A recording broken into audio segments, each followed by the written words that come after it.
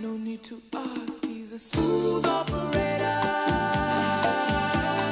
Smooth operator. Smooth operator. Smooth operator. Coast to coast, LA to Chicago, Western Maine. Across the north and south to Chicago. E estamos de volta com o BBcast, o seu podcast de automobilismo e outras nerdices. No episódio de hoje vamos falar sobre o GP da Inglaterra. E aqui comigo está a Débora Santos Almeida. Bem-vinda, Débora. Olá, pessoal, sejam bem-vindos a mais este episódio do BPcast. E se você não quer saber de clubismo, não quer saber da gente falando de Carlos Sainz, da pole, da vitória, melhor já nem começar a escutar esse episódio. Exatamente. Bom, para vocês que acompanham aqui, a gente sabe que a gente sempre torceu bastante aí pro Carlos Sainz alcançar a primeira pole, a primeira vitória. Quem diria que viria no primeiro final de semana, né? Foi bem legal. E agora, né, vamos comentar aí sobre a corrida, mas antes, aqueles recadinhos de sempre. Para você que está ouvindo o BBcast e ainda não é apoiador do nosso portal, recomendo aí no link da descrição desse episódio, tem para acessar o Apoia-se do Boletim do Paddock e também para você acompanhar as nossas lives aí de terça e quinta, sempre terça pós-GPs, quinta-feira pré-GP, e esse mês aí vai ser full time lives e podcast aqui no Boletim do Paddock. E se você gosta do nosso trabalho, considere se tornar um apoiador pela plataforma do Apoia-se ou pelo membros lá do canal do YouTube, onde você pode auxiliar no crescimento e desenvolvimento do Boletim do Paddock e também para a gente poder continuar mantendo esse projeto aqui, trazendo atualizações para vocês. A gente precisa desse apoio, então considere auxiliar o nosso trabalho. Você pode contribuir com qualquer valor, é só acessar essas plataformas e ver a possibilidade de se tornar um membro.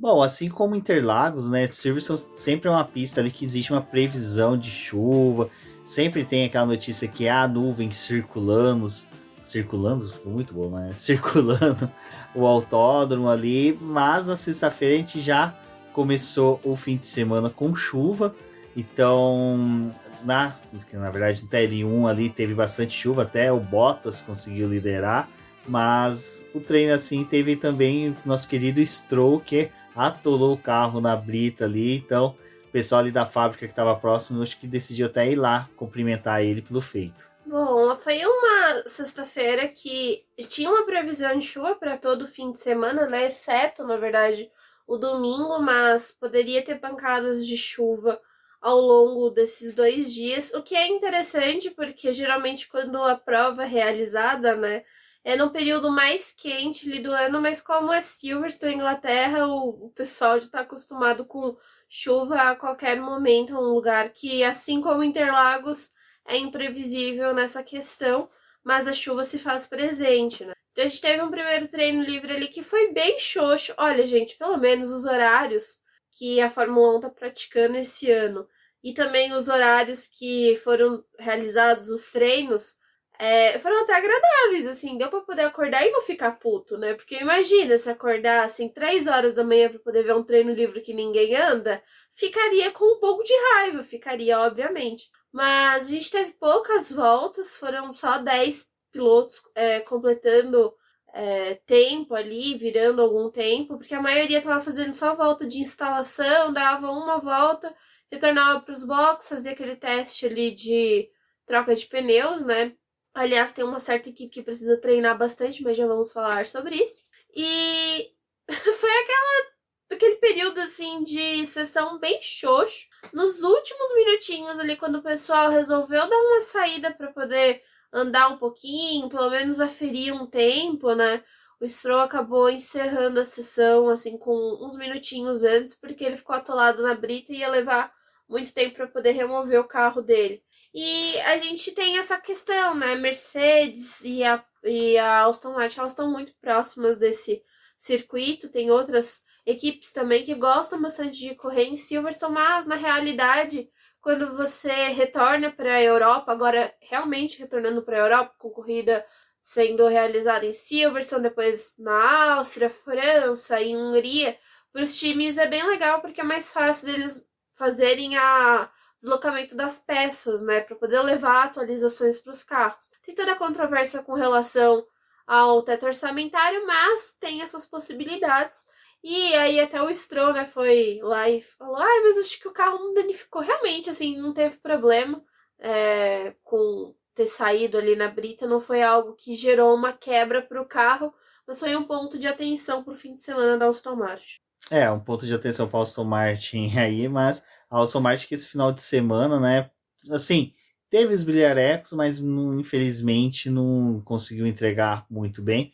Era uma equipe que tinha muita expectativa, né, pro fim de semana dela, porque todo mundo levou a atualização, mas a Aston Martin, ela teve 2 bons finais de semana, né, nos últimos momentos aí, só que os altos e baixos da própria equipe, né.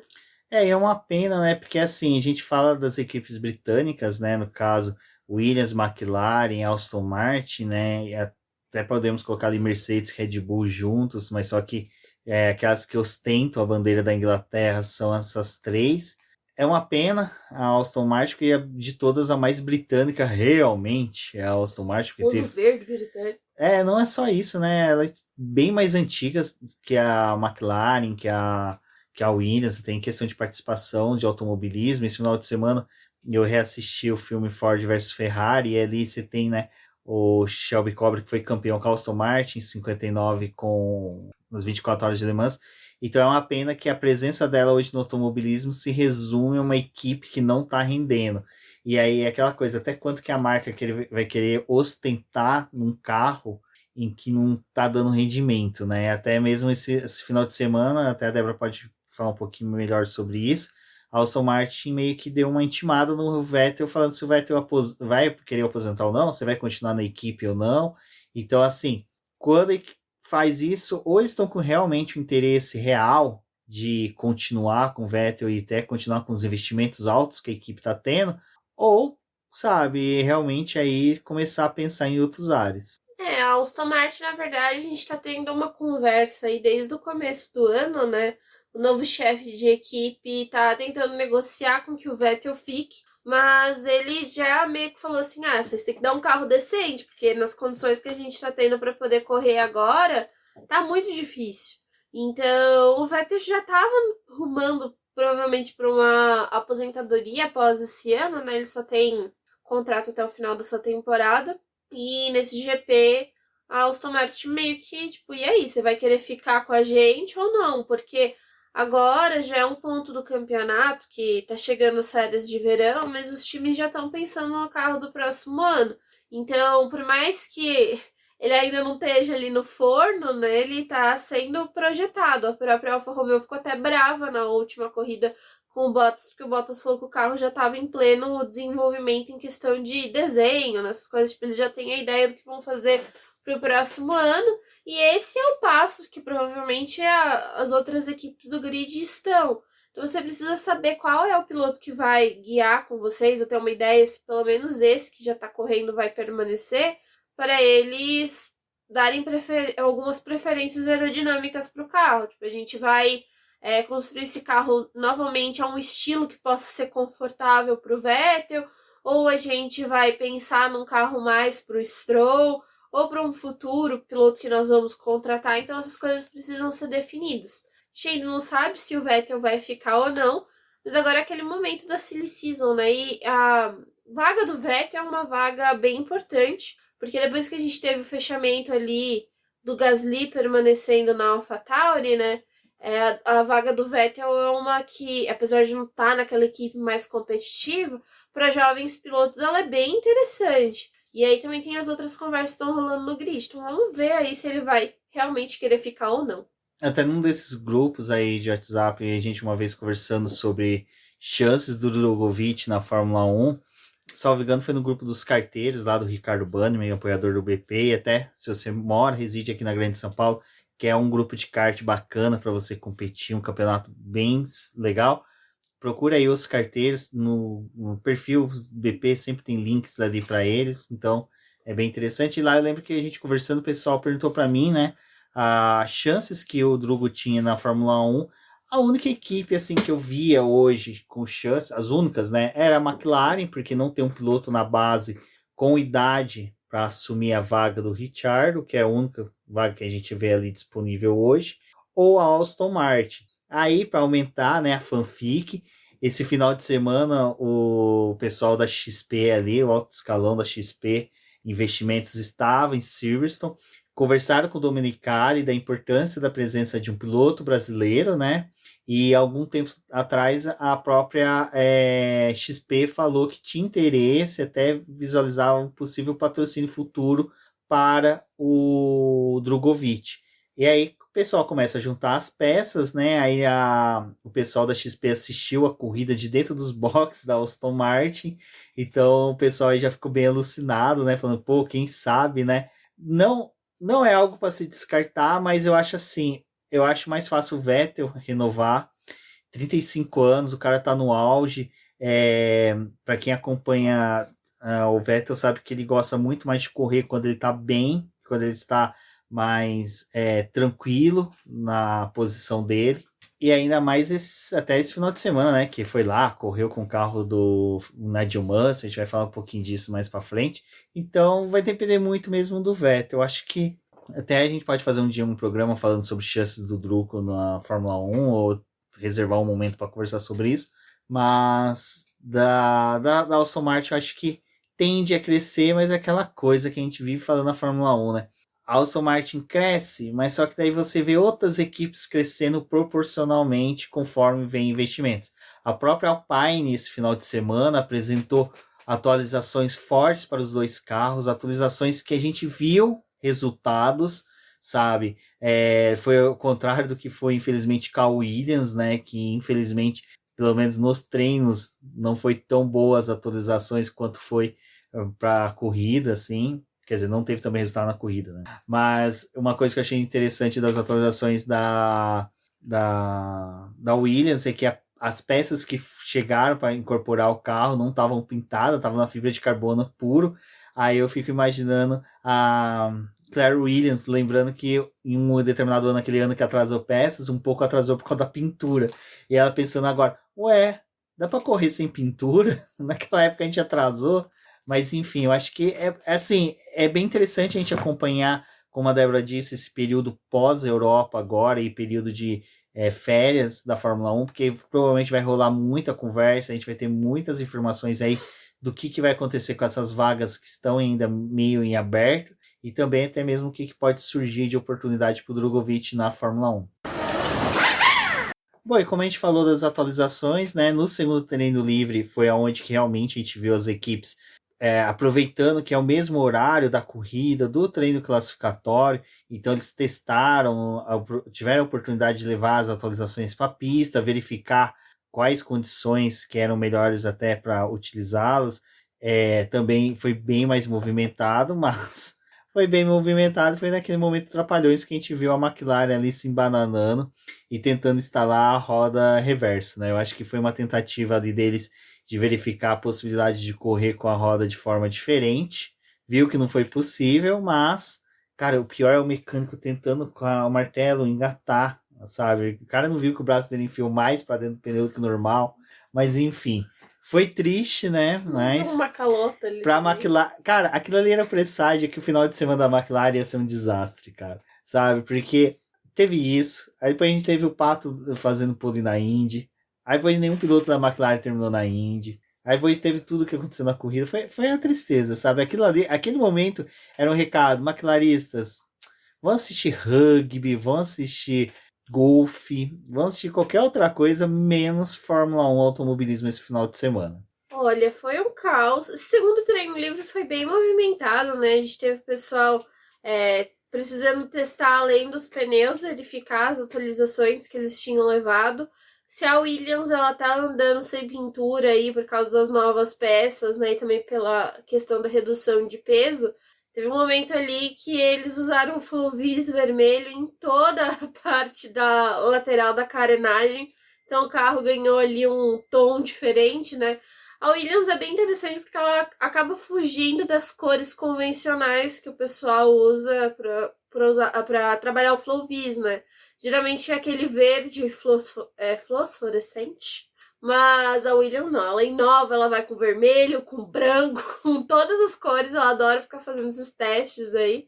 Mas a gente teve bastante teste aerodinâmico, o pessoal verificando a asa nova, o fluxo do ar por ali no assoalho. Então, muito dado para poder coletar, precisando verificar o pneu.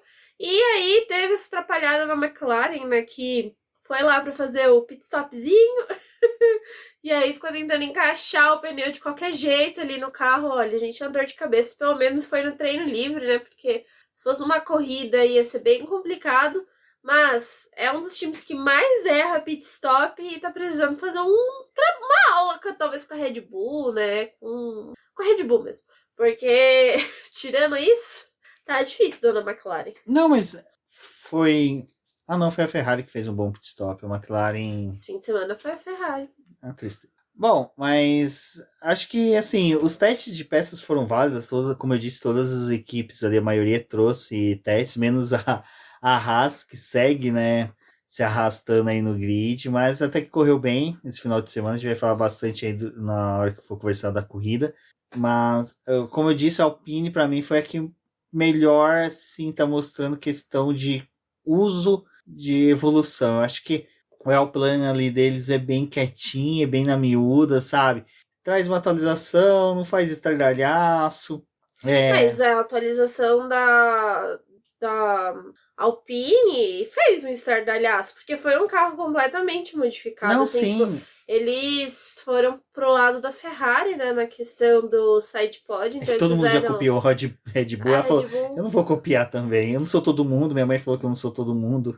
apostou ali no que a Ferrari trouxe pro carro, né, no começo do ano, que foi aquele formato de banheira, e eles fizeram essa cópia aí, esse desenvolvimento do carro deles. Chamou bastante atenção por conta dessa nova peça aí, mas assim, questão de desempenho de pista, a gente sempre tem um Fernando Alonso ali tentando dar umas voltas mais próxima dos líderes, né, então acaba chamando atenção nesse sentido.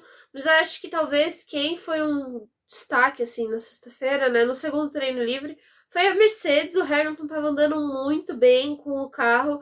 E, assim, apesar de ter sido uma sessão muito caótica e em que o grid tava muito mexido, né? Tinha muita gente ali fora das posições convencionais. A Mercedes, ela acabou mostrando ali que ela tá acertando o carro, que ela não desistiu desse conceito, e eles também trouxeram atualizações para o carro. Está se discutindo ainda muito como é que a FIA vai tratar a questão ali da métrica para poder estabelecer o quanto que o carro pode subir e descer, né? Provavelmente isso vai ser implementado na França, porque ainda está tendo muita discussão com relação a essa métrica, como ela pode ser aplicada. Mas a Mercedes, ela parece estar se dando bem aí.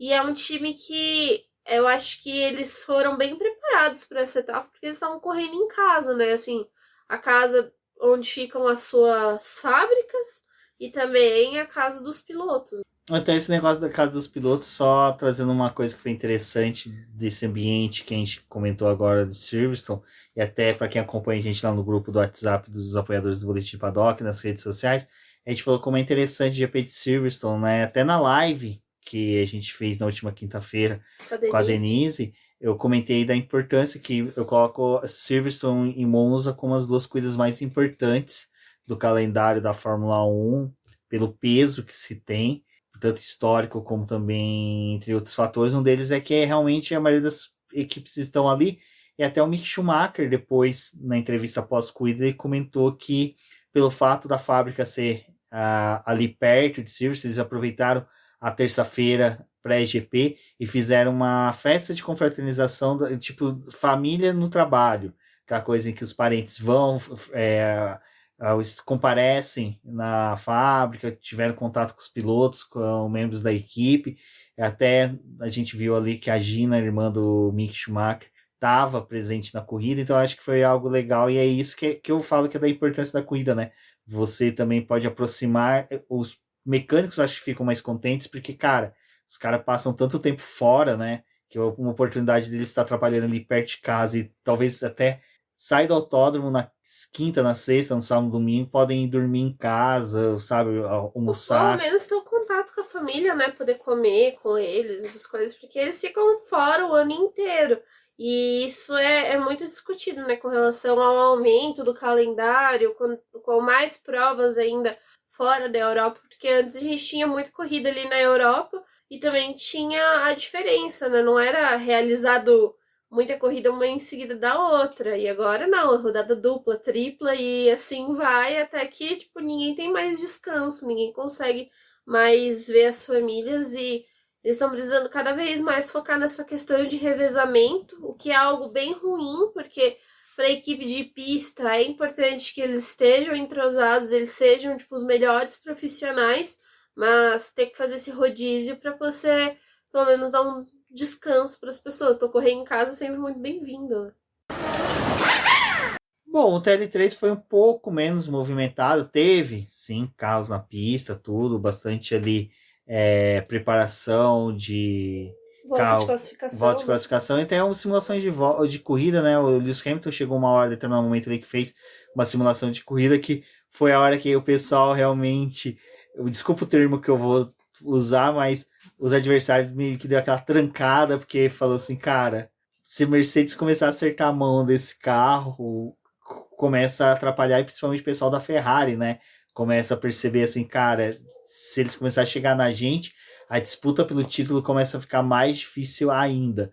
Mas eu acho que o mais legal foi que acabou o TL3 ali e a gente começou a ter aquelas nuvens sobre a pista, né? Aí tivemos a W Series, né? Uhum. A etapa da W Series. E aí. Ali já começou a dar uns pingos de chuva, né? Não chegou a chover, mas olhando pro pessoal que tava na arquibancada, já tinha muita gente ali colocando capa de chuva, abrindo guarda-chuva. Não estavam com o Valese do lado, nunca vão saber qual que é o momento ideal para se embesutar do seu celofane, não é mesmo? Mas se estivessem ali, teriam percebido que aquele não era o momento. Que o momento estava para vir ainda. Exatamente. Para quem não conhece, se você não vai para Interlagos, setor A e não conhece o Valese, você já tá indo errado. Então, o Valese ali no setor A, a gente sempre brinca que a gente fica acompanhando ele. Na hora que ele fala, não, agora é a hora de colocar a capa de chuva, você coloca, porque é muito engraçado. A gente vê o pessoal colocando a capa, e aí só dá aqueles pinguinhos, de repente para de chover, a pessoa vai tirar a capa, é raso, é tristeza só.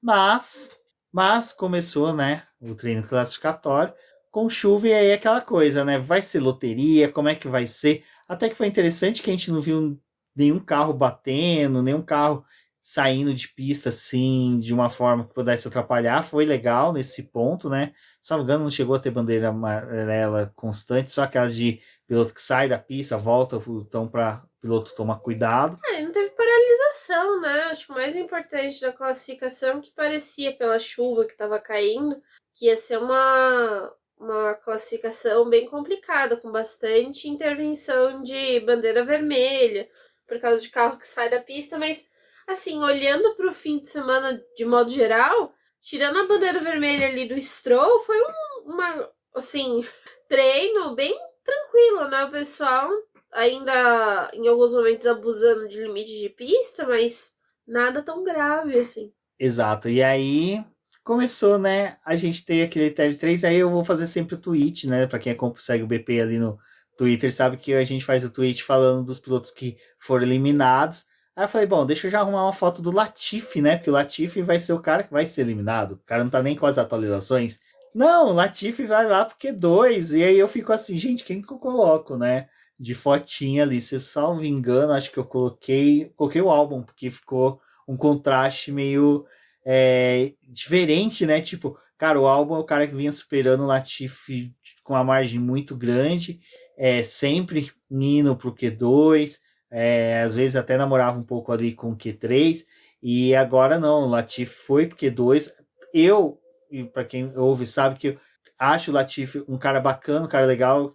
Não é, eu sempre falo que isso não é motivo para o cara justificar a permanência na Fórmula 1, mas eu acho que o Latifi é um dos poucos pilotos assim que a gente pode falar, cara, ele não foi testado ainda na Fórmula 1, o cara ainda não teve um carro com chance de demonstrar todo o poder.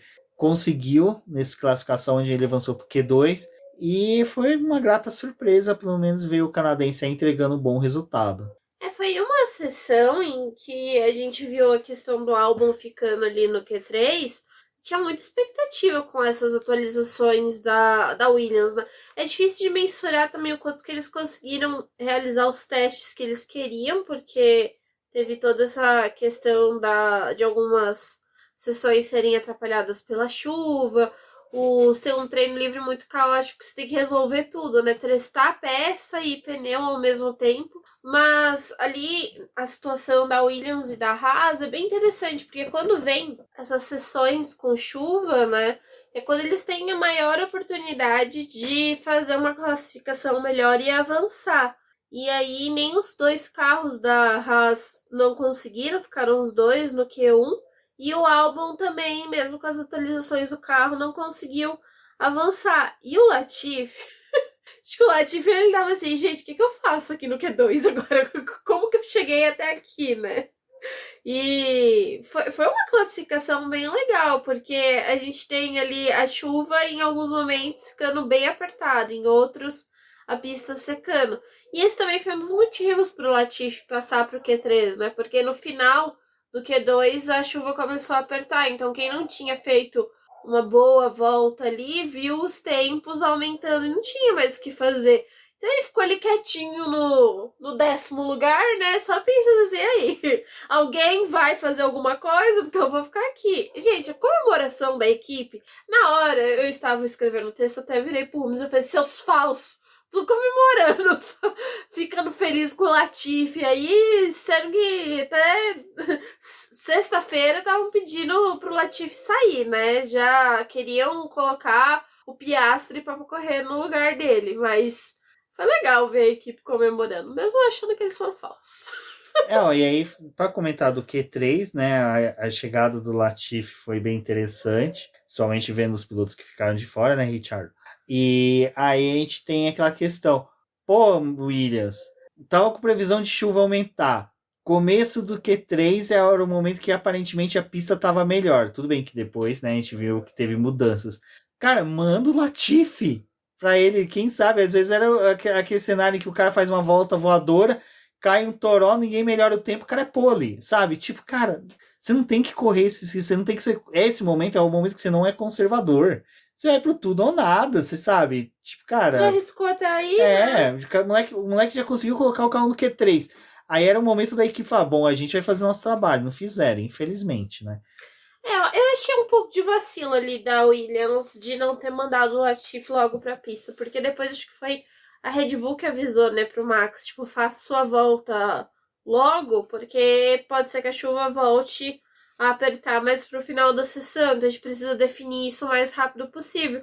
E o Latifi bem tranquilaço lá nos boxes, né? E é uma pista que acaba, não a pista em si, o circuito, né, mas nessa questão de chuva muda muito rápido. E os tempos ali do Q3 eles já estavam mais altos, então, tipo, reage aí, bonitos. Mas tudo bem, vai ter o 10º lugar, já foi legal, até porque tinha aquele medo, né? Tipo, o Latifi nunca largou daqui. O que ele vai fazer amanhã? Ele não foi o que causou, não é, gente? Bom, e aí falando dos pilotos que largaram foram pro Q3, a gente tem o Zhou também, que novamente entregou bem. É muito legal ter visto a evolução que o Zhou teve nas últimas corridas. A gente vai comentar um pouco também sobre o acidente, mas o Zhou entregando, conseguiu ir pro Q3, já o Bottas não, né? O Bottas ficou ali no Q2. O Fernando Alonso... E de novo, né? Ressaltar isso do Zhou, porque foi mais uma classificação em chuva que ele passou e o Bottas não. O Bottas não conseguiu avançar. É que o Bottas assolado dele não é antiderrapante, né? Então... Ele não calçou as botas de chuva. Exatamente. As galochas de chuva. Gato de galochas. Botas de galochas. Mas aí a gente teve também o Lando Norris conseguiu... Cara, e mais uma vez a gente viu ali uma disputa entre Mercedes, Ferrari e Red Bull bem apertada, sabe? Era uma coisa que, pra galera que gosta de ficar nessas casas de apostas aí se enganando, é bem interessante que você fica naquela tensão, né? Pô, quem que realmente tá com chance? Porque ali todos estavam, acho que os 6 pilotos que estavam disputando. O Alonso fazendo umas voltas que Tipo, Alonso. Era muito legal porque vinha alguém dar uma volta boa assim, de repente o Alonso, opa, aí é meu lugar. E tipo assim, o velhinho tava, né?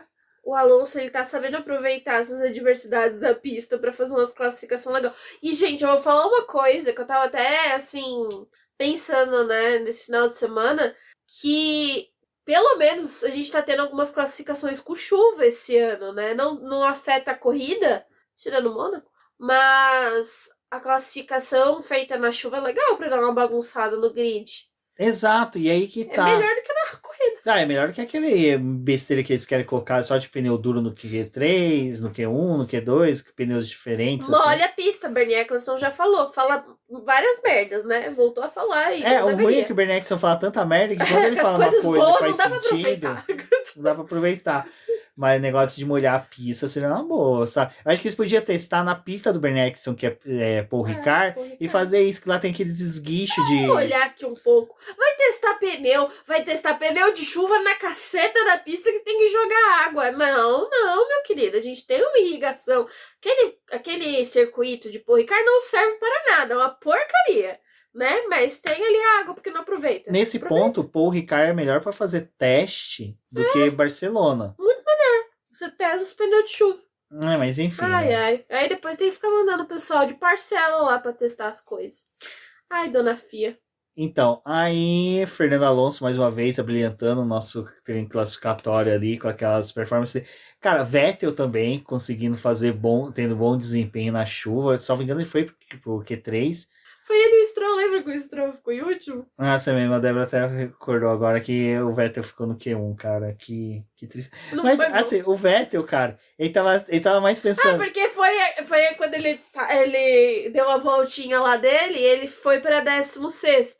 Aí a equipe entrou no rádio e falou, Vettel, a gente não passou ele de novo nessa caceta. A gente não passa. E ficou todo puto. Se foda, domingo eu vou dirigir a Williams e quero que vocês se danem. Aí. Mas enfim, aí vamos pro resultado final que foi, né? Nosso querido Carlos Sainz, cara, foi muito louco. Assim, pra quem assistiu, deve ter tido a mesma sensação. Porque eu tava com a cisma que ia poder ficar com o Hamilton. Porque o Hamilton tava fazendo umas voltas e o Verstappen, desculpa, Verstappen, mas você cagou na classificação. Cagou. Na parte final da classificação. A classificação foi um erro. ele foi muito burro. Porque o carro de Fórmula 1, assim como o carro da Fórmula E ele regenera energia, mas é toda a volta regenerando energia para poder correr, fazer todas as voltas. O carro de Fórmula 1 é. E a classificação da Fórmula E é diferente, né? Não, o que eu quero explicar é o seguinte: o carro da Fórmula 1 regenera uma volta para fazer a outra volta rápida. Regenera uma volta para fazer outra volta rápida. Que era o que o Carlos Sainz, o Leclerc, o Hamilton tava fazendo. O cabeçudo do Verstappen fazia uma volta rápida, queria fazer a segunda de novo, volta rápida. Aí dava toda hora, acho que o engenheiro entrava no rádio e falava assim: ô Verstappen, para, filho. Porque ele começava um setor roxeado, segundo amarelo, terceiro verde. Cara, o carro vai tendo um desgaste, ele não vai conseguindo ter o desempenho que as Ferraris começaram a ter. E aquilo ali. É que você tenta aproveitar o negócio da pista, né? Mudando constante, mas não adianta nada se não tiver com a bateria. Porque nessa situação de pista você não pode abrir da RS. Exato, porque assim, qual que é o problema da bateria pro carro de Fórmula 1? A bateria, tecnicamente, é um peso morto, é um lastro que tem no carro da Fórmula 1. Então, um pouco se você ter a compensação desse lastro gigante que você carrega ali, que quando a bateria, o carro não está usando a parte híbrida, não serve para porcaria nenhuma, é só um peso a mais, e aí o V6 está lá berrando que nem um louco, umas trombetas do inferno, você tem que ter a bateria recarregada para uma classificação, que é quando você faz as voltas rápidas realmente, você ter energia para compensar esse peso e ganhar potência. É para isso. Por isso que o híbrido na Fórmula 1 é uma coisa ridícula. É diferente de um carro de Fórmula E que você tem a bateria, mas constantemente você está tendo a energia utilizada, então compensa o peso. Então é por isso que a questão da tecnologia híbrida para a Fórmula 1 hoje não é uma coisa tão boa assim. Mas enfim, aí o Vettel vai lá e me prova no domingo, dá para correr com carbono zero. Graças a Deus. Vettel vai salvar a Fórmula 1, gente. Anotem o que eu estou falando. Enfim, o Verstappen errou nisso, cara. E aí, vem lá, o Smooth Operator, Carlos Sainz quietinho. Cara, mano, o Carlos Sainz, ele deve ser... A família Sainz deve ser mineira, velho. Sabe, o cara tava lá comendo o queijinho dele, sabe? Comendo aquele presuntinho espanhol gostosinho junto ali. E o cara vai lá e faz a pole. E assim, uma pole, cara, que ele fez. Sabe aquela sensação de que vai vir o Verstappen, vai reduzir o tempo, o Leclerc vai reduzir. Peixe não. E eu tô assim, ué, ninguém vai tirar o Sainz dali? Aí eu falei pra Débora, mas o Hamilton ainda falta rápido. Não, o Hamilton já entrou pros boxes também. E eu, como assim, cara? Vocês vão deixar mesmo o Sainz com a pole? Tipo assim, Foi a demorou. pole mais fácil da vida dele, gente. E foi fácil mesmo, porque ele, assim, ele errou antes, e diga-se de passagem, o carro da Ferrari estava bem traseiro no final de semana inteirinho, e aí, cara, de repente, o cara tá pole. Foi muito louco, eu acho assim, cara, é nesse ponto, assim, eu como viúva do Sainz da McLaren, fiquei muito feliz com o resultado.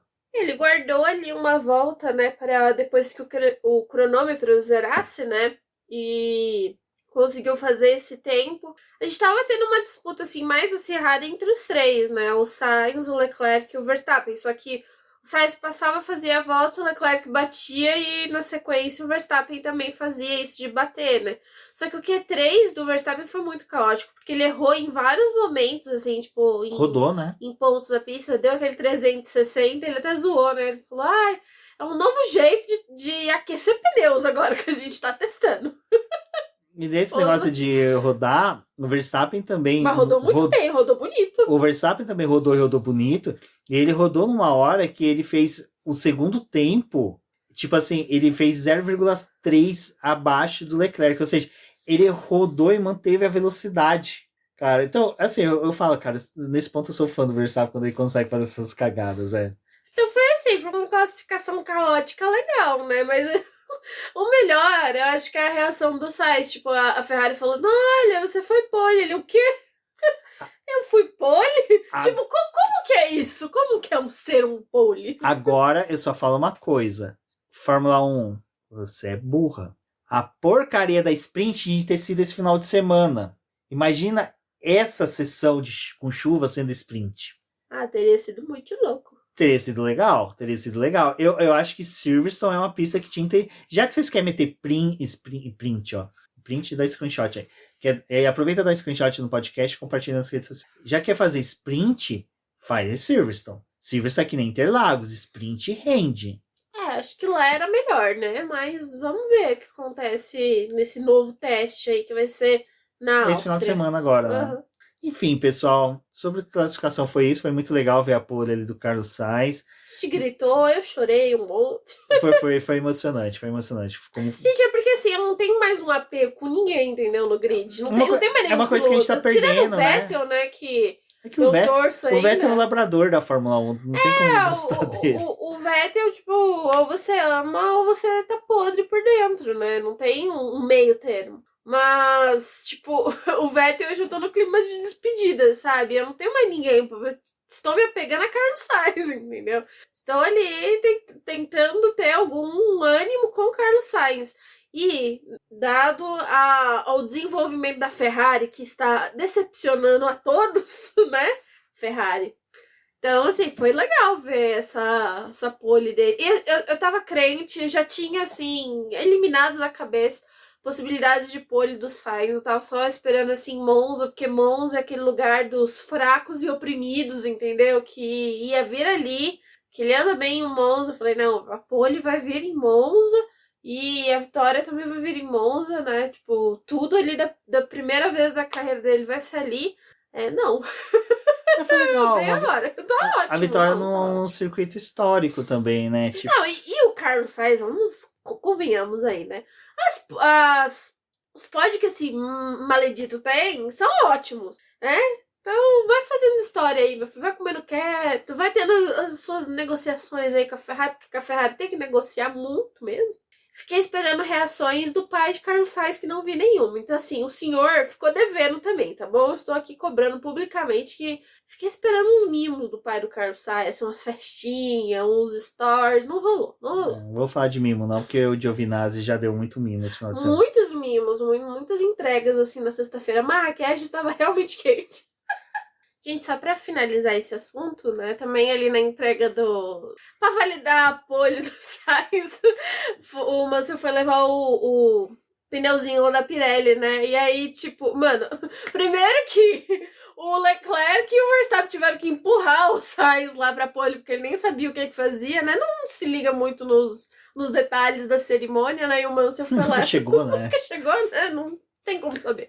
E aí o Mansell foi lá entregar pra ele o pneuzinho, e aí, tipo, o Mansell todo feliz lá, mas... E vira pneu pra cá pra poder assinar. Olha, gente, foi uma cena caótica ali. Ah, mas foi. Cara, vai. Você pode receber pneuzinho de quem for, presidente da FIA. Mas, pô, receber do Nigel Mansell, do Leão, com o boné da Ferrari, cara. É uma foto ali. Essa daí o Sainz vai imprimir, vai mandar moldurar, porque é tão válido. Cara, o Sainz vai ter que criar uma prateleira bem bonita com essa foto da entrega do pneuzinho, o pneuzinho e os 2 troféus de Silverstone, porque depois a gente até vai comentar sobre isso dos troféus. Como provavelmente eu não vou lembrar, já vou comentar agora. Porque é o seguinte, eles ganham um feio, um feio pra dar com pau, e aí tem aquele bonitinho, né, que até a gente recorda lá da esposa do Frank Williams erguendo após o acidente do Frank Williams, com vitória do Mansell em Silverstone. Cara, por isso que eu falo... Olha os easter eggs. Cara, então assim, tem aquele lá de troféu de ouro que eu falei pra Débora. Falei, se fosse o piloto, mandava fazer uma réplica pra poder valorizar guardar. a sala, né? Bom, e aí, né, Hawkins está com uma rachadura, soltando fumaça para tudo quanto é que é lado, e essa fumaça levou as nuvens para Silverstone. E antes da corrida, gente, vai ter, né? Vai ter chuva, vai ter chuva, vai ter chuva. Não teve chuva, mas a gente já viu que o Halo começou a trabalhar cedo ali, porque teve o acidente do Roy Nissany na Fórmula 2, em que ele e o outro piloto, o Asa, né? Dennis Hauger. O Hauger, isso mesmo.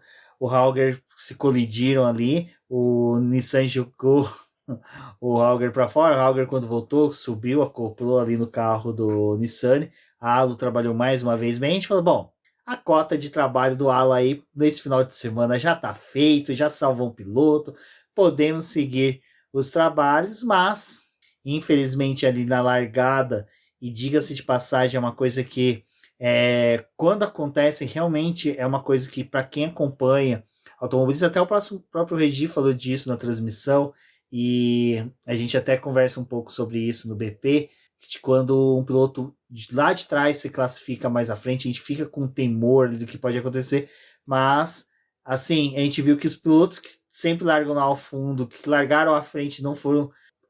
É que assim, eu já vou falar que eu não vi responsável nenhum pelo acidente do Zou, mas a gente fica com aquele receio, né? Zou, Latifi ali largando ali na frente, até ter tudo ali. Eu vi bastante gente atacando esses pilotos nas redes sociais, então mais uma vez, calma, torcedores. Mas teve um acidente ali, foi um acidente muito feio.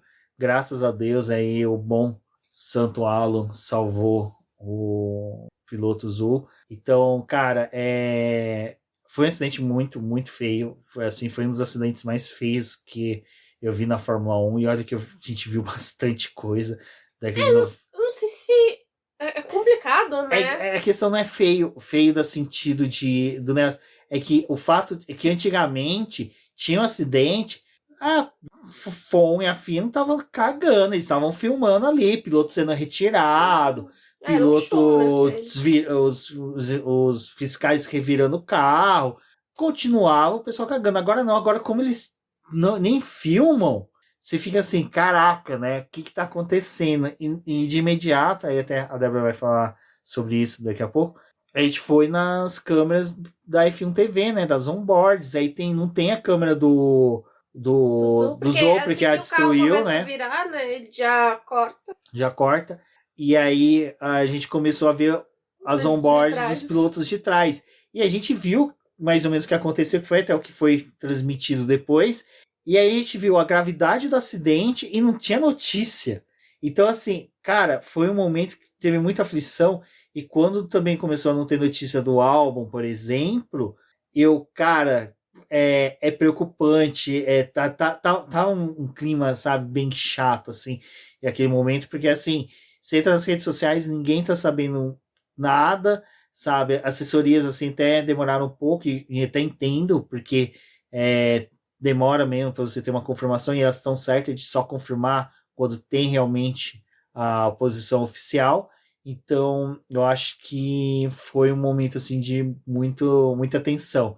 É, assim, eu tô tentando colocar minhas ideias em ordem, mas a primeira coisa que eu acho que tem que ser válida é nenhum piloto teve culpa. Ninguém. Foi totalmente um acidente de corrida. Não teve piloto assim que fez por merecer uma punição, nem tanto que não teve investigação. Vai ter investigação porque é um acidente que merece uma atenção, porque até mesmo pode ser que mudem orientações para largada, regras acho difícil, mas orientações do tipo, gente, estão vendo dois carros se afunilando, não tenta enfiar carro no meio.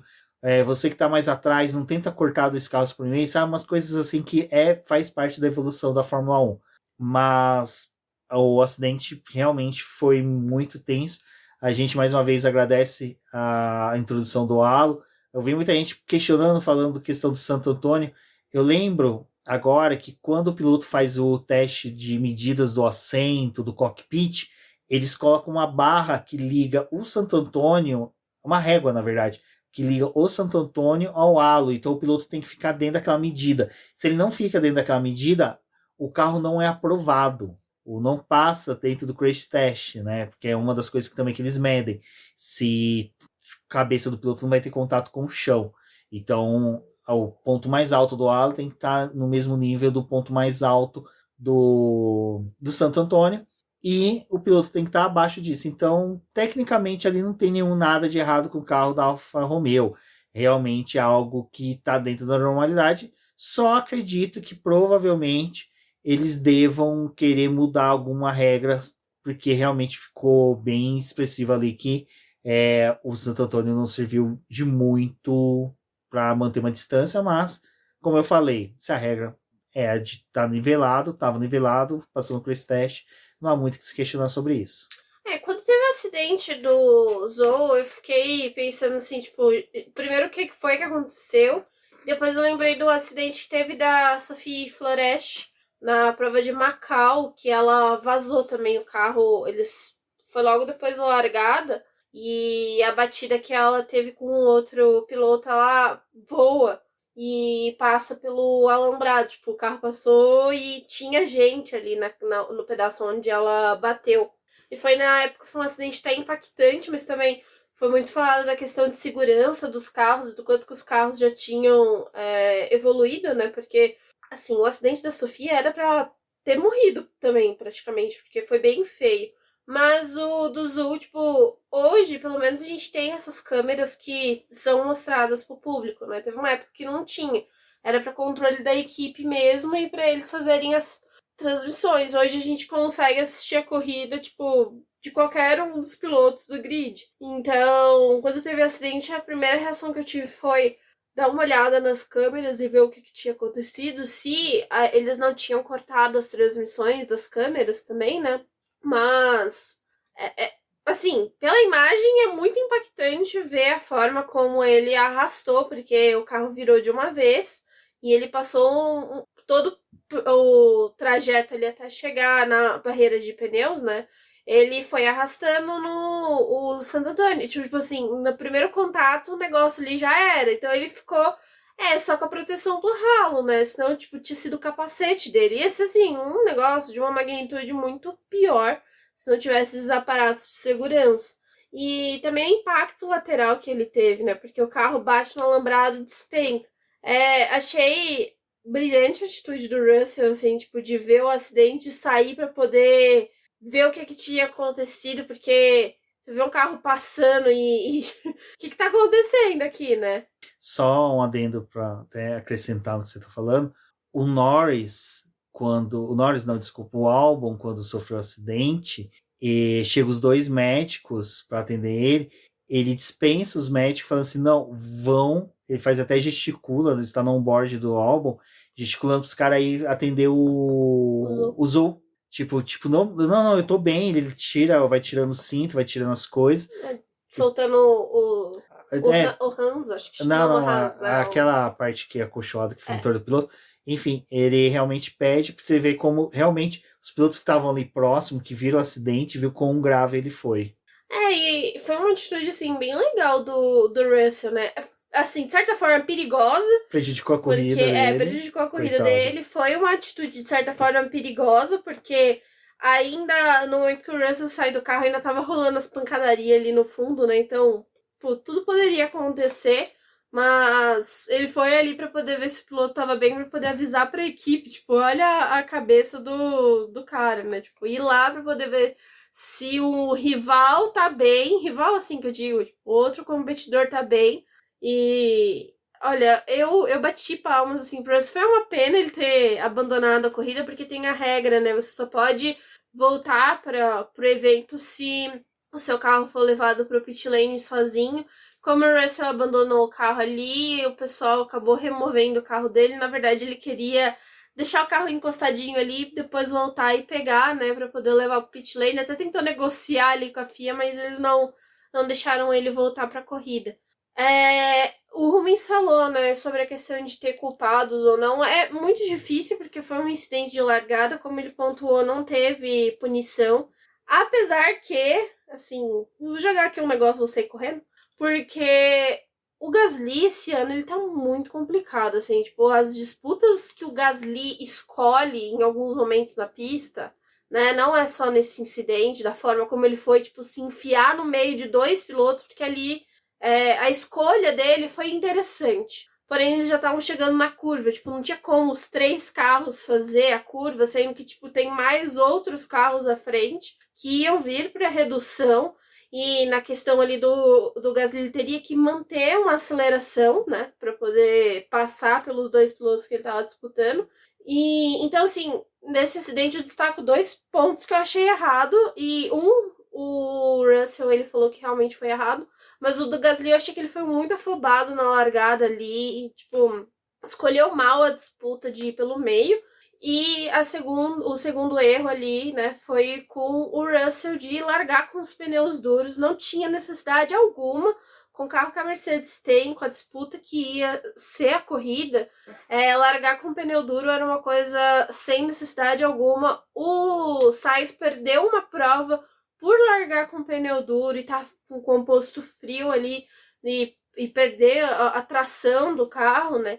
E só olhar pra corrida da Fórmula 2, sabe? Na corrida da Fórmula 2, infelizmente, eles só podem trabalhar com 2 compostos no fim de semana, com o duro e com o macio.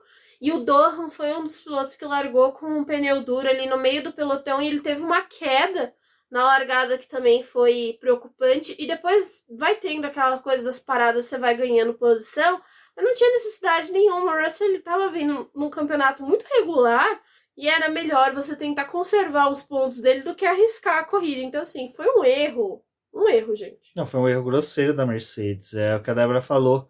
Você já tem meia temporada que você sabe que pneu duro não rende. Não adianta querer largar de pneu mais duro quando você vê que os outros oponentes estão com macio. E assim, em médio, no caso, porque, cara, não tinha necessidade. Foi um tiro no pé que a Mercedes deu.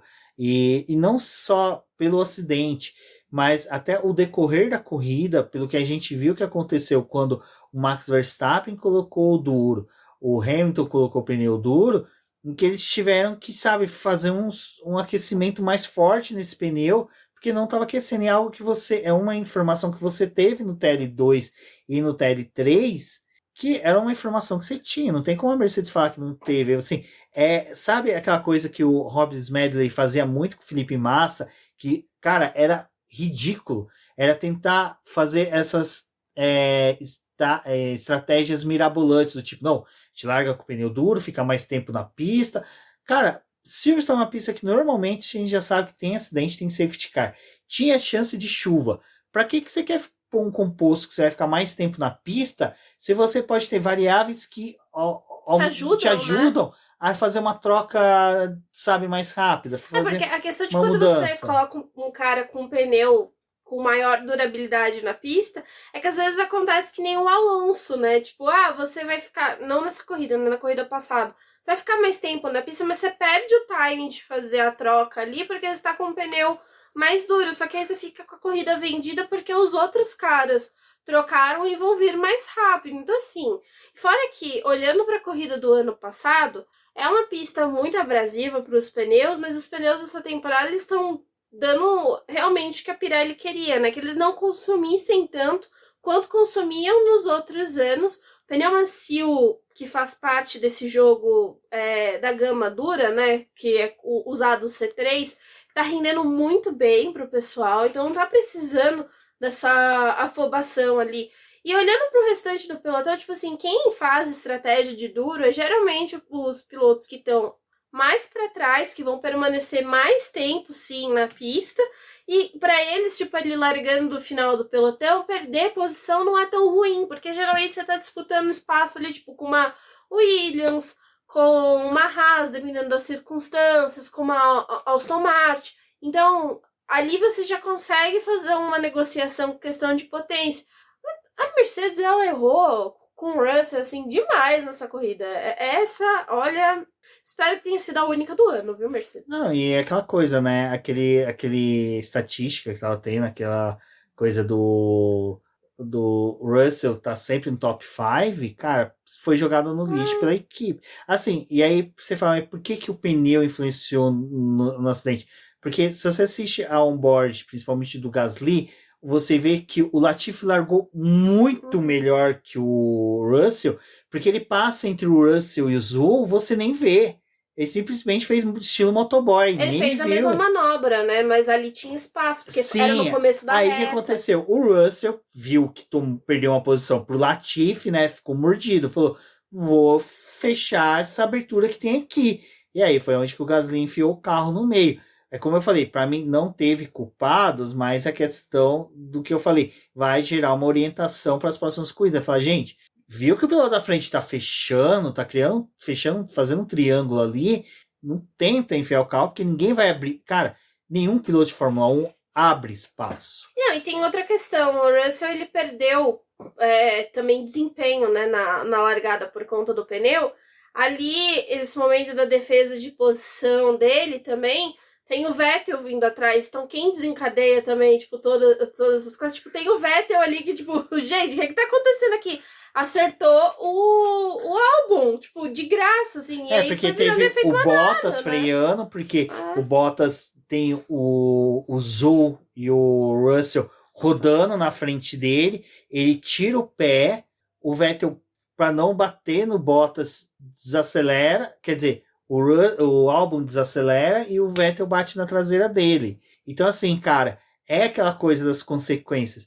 E o que eu ia pontuar sobre... Agora me fugiu, eu só ia apontar uma coisa sobre a questão de largada, mas, uma coisa que eu acho que tinha que ser conversada, que há um tempo atrás até eu elogiei, mas hoje eu já tô vendo quais que estão sendo os riscos, que é os pilotos que estão mais atrás demorar muito para alinhar, sabe? Eu lembro que nessa largada, para quem puder reassistir, como a gente falou, a gente reassistiu as onboards e reassistiu a corrida mais uma vez, os pilotos Stroll da frente, demora muito exato, era o Stroll que ia comentar. Cara, ele demorou uma eternidade para alinhar e ele vem aquecendo o Tanto pneu. que o cara que vai dar a bandeirada verde ali, ele fica, tipo, esperando o Stroll parar. Bonito. Quando que você vai parar? Você vai parar quando pra gente começar aqui? Então, não, o Stroll demorou, eu acho que quase, assim, teve os carros parando, o Stroll demorou uns 15 a 20 segundos para fazer aquela curva e alinhar, cara. Eu acho que era uma coisa que tinha que falar o seguinte, ó, o primeiro parou, o último tem tantos segundos para alinhar. Se não parou, vai tomar punição.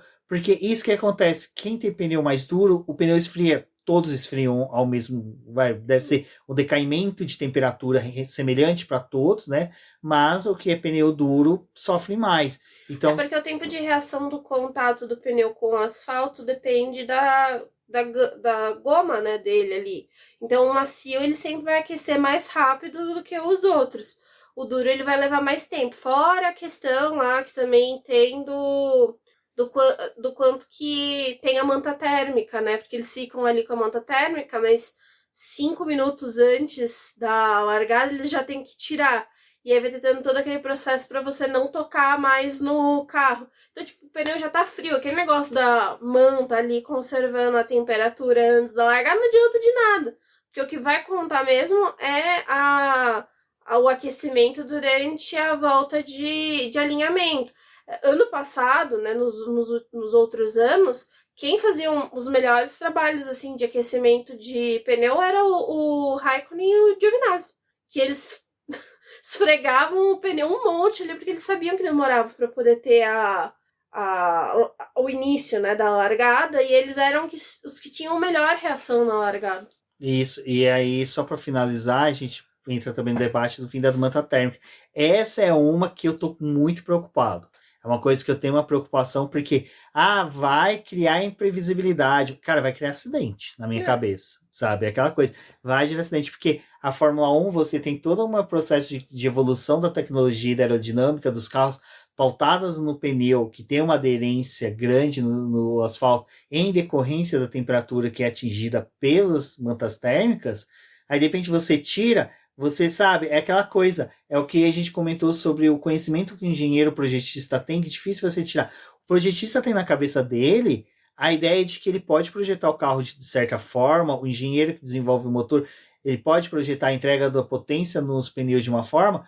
Na cabeça dele ainda é aquele pneu com manta térmica. Até desligar essa chavinha, cara, eu falo isso porque é uma coisa que daí eu trago da minha área, que foi quando a gente teve mudanças legislativas, que nem a reforma trabalhista, reforma da Previdência. Cara, tem hora que é difícil a gente mudar a nossa cabeça, porque mudou recente, a gente fica no automático. Então, assim, eu me preocupo, e são acidentes assim que realmente, e é o que eu falei, a gente não acha culpados, mas a gente tem que investigar para achar orientações. E nesse ponto eu acho que é muito legal para quem gosta de automobilismo assistir os vídeos do Lito do Aviões e Música, que quando ele explica a questão de acidente de avião, nem é para apontar culpados, é para tentar achar soluções para não ocorrer novamente esses acidentes. Eu acho que o do Zul merece toda essa atenção, e para a gente poder finalizar o papo, eu jogo novamente a palavra para a Débora.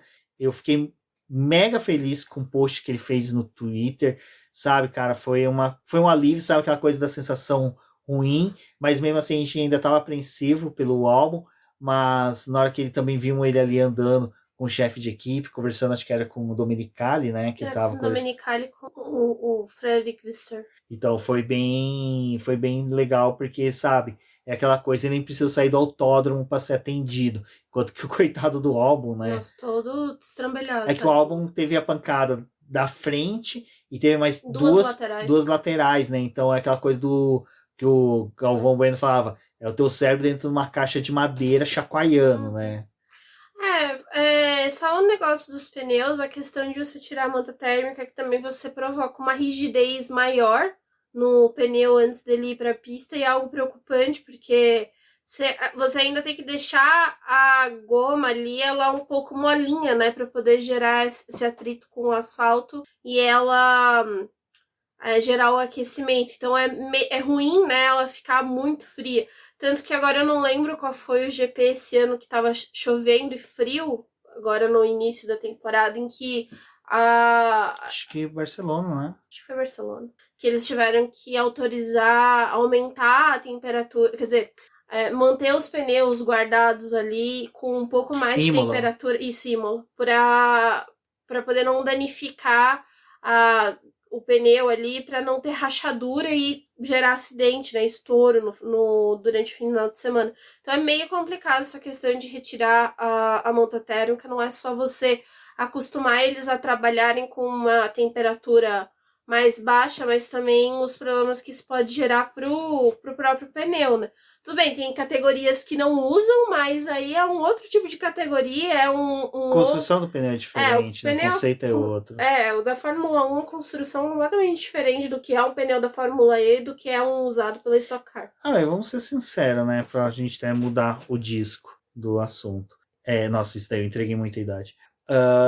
Cara, eu acho que assim, é mais uma daquelas soluções paliativas que a Fórmula 1 apresenta, é mais uma cloroquina da Fórmula 1 que eles tentam apresentar e que não vai trazer resultado nenhum, não vão mudar nada, enquanto que realmente, a Fórmula 1, eu tava pensando esses dias, é muito parecido com aquele filme Não Olhe Pra Cima, sabe? Tá tendo problema, tá todo mundo vendo um meteoro gigante vindo pra Fórmula 1, que é distribuição de valores entre as equipes. Tem que melhorar isso para equipes pequenas poderem ter melhores investimentos para poder ter bons entregas de resultado. Para a gente ver Aumentar o grid pra poder Aumentar- ter mais dinheiro entrando também. mais equipes, cara, mais 3 equipes ali, precisa. Exatamente. Tá vindo aquele meteoro com uns avisos gigantes, tá todo mundo. Não, ó, A gente vai tá, discutir aqui, mudar tem a aqui a manta classificação. térmica, ó, que vai solucionar o campeonato.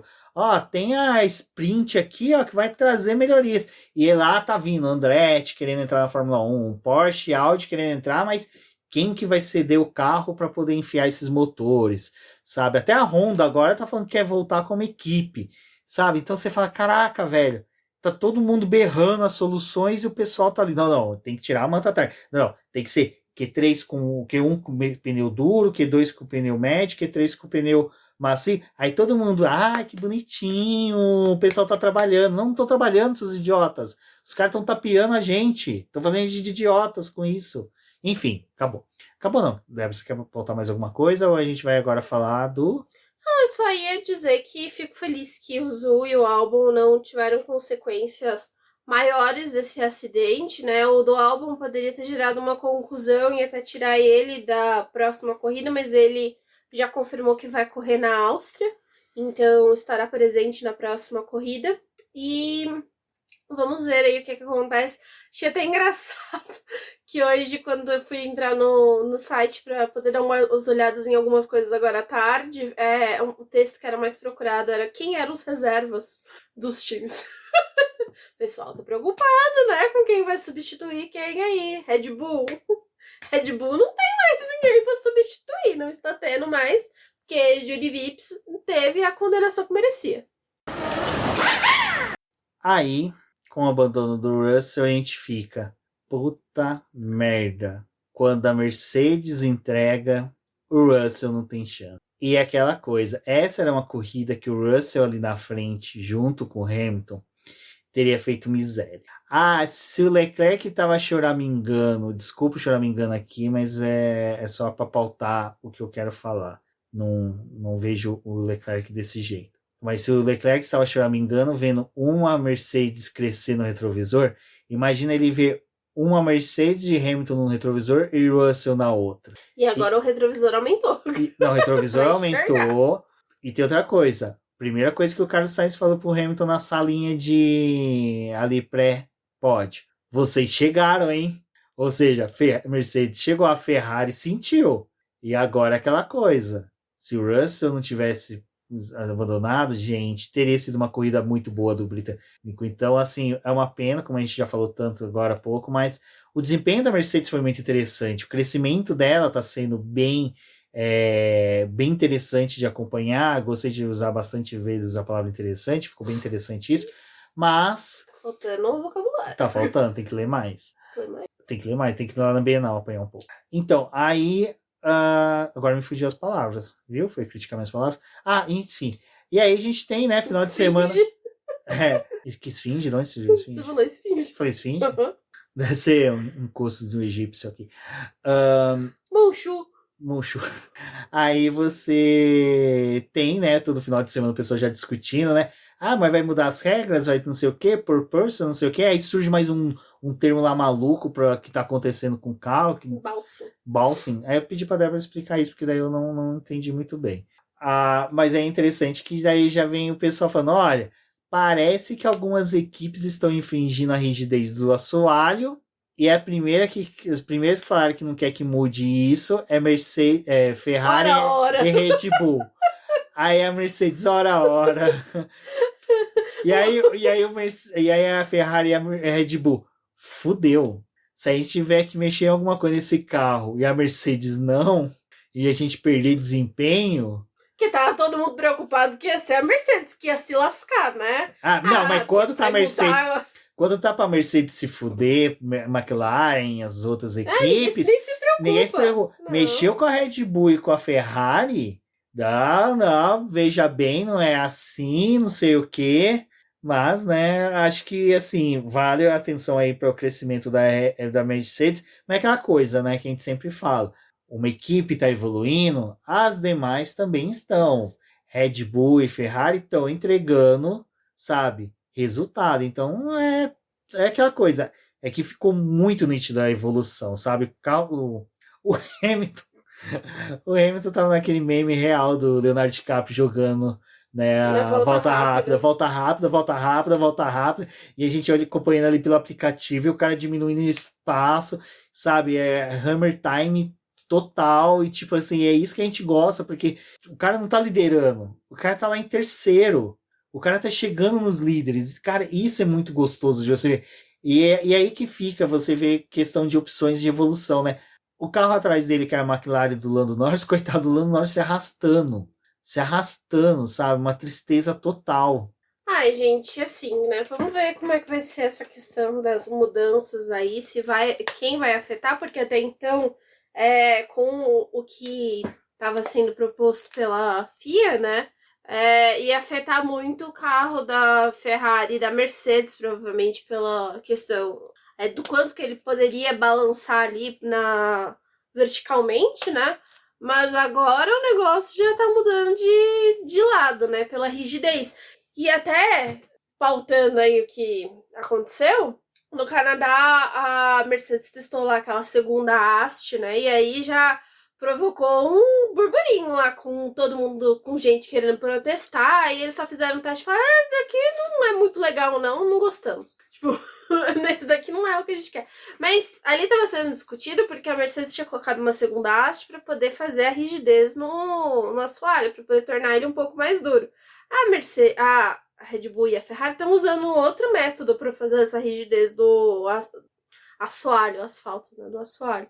Agora o negócio já muda, né? Porque vamos ver aí, né, como é que vai ser essa coisa. A questão do bouncing é uma parte mais mecânica do que aerodinâmica. Tem o purposing, mas geralmente que é afetado pela questão aerodinâmica, mas o que o carro da Mercedes estava tendo esse fim de semana era com o bouncing. Então é a questão de ajuste para poder ver o quanto que o carro consegue saltar, e Silverstone já é aquele circuito tradicionalzão, não tem tanta influência de você ficar saltando. Tanto, gente, que se você olhar pra Silverstone, assim, é incrível porque é plano, né?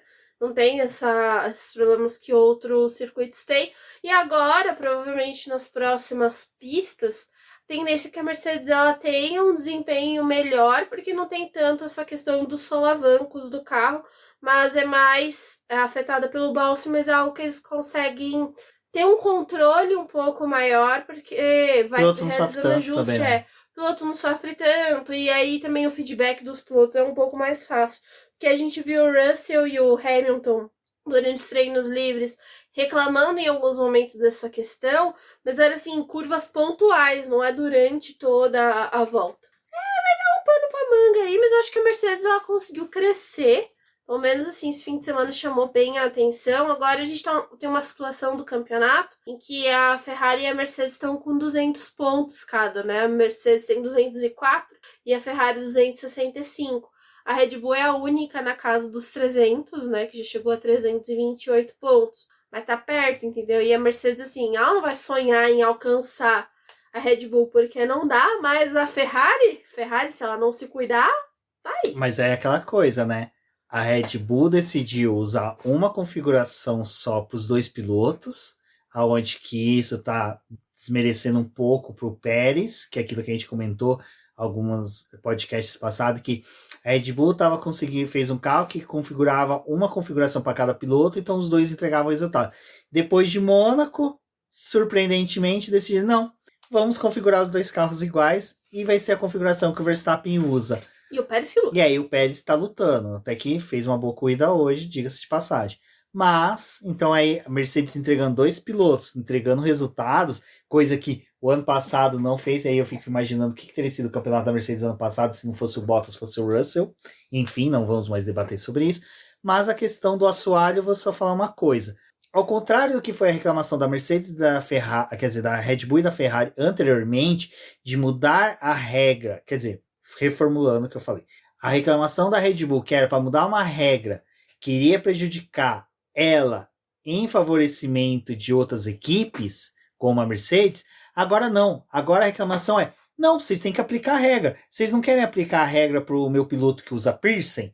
Então, vocês têm que aplicar a regra também para as outras equipes que estão com o assoalho flexibilizando a mais de 2 milímetros, que é o máximo permitido. Então tem equipe aí que está flexibilizando 6 a 4 milímetros e não é permitido. Então vocês aplicam a regra. Meu piloto tem que tirar piercing, os pilotos têm que ter assoalho rígido igual o meu. É isso que a Mercedes fez. Mercedes está errada? Não. Não quiseram tanto aplicar a regra? Tá certo. Quem vai ter que lutar também? McLaren, que até agora eu não sei o que a McLaren tá fazendo na Fórmula 1, né? Quem vai ter que lutar também pelos direitos aí é o Fernando Alonso, se ele quiser ser ouvido, né? Porque o Fernando Alonso ficou puto hoje, depois do final da corrida, porque ele falou, mas eu fui punido no Canadá porque eu dei uma sambadinha ali na frente do carro do Bottas, mas aqui ninguém fez nada. E eu estava, olha, de olho no que estava acontecendo na pista, e eu vi, sim, o Charles Leclerc sambando na frente do meu amigo Hamilton, entendeu? Então, assim... Fernando Alonso também está cobrando a aplicação das regras, né? E tem momentos que não estão aplicando a regra da forma que deveria para as duas situações.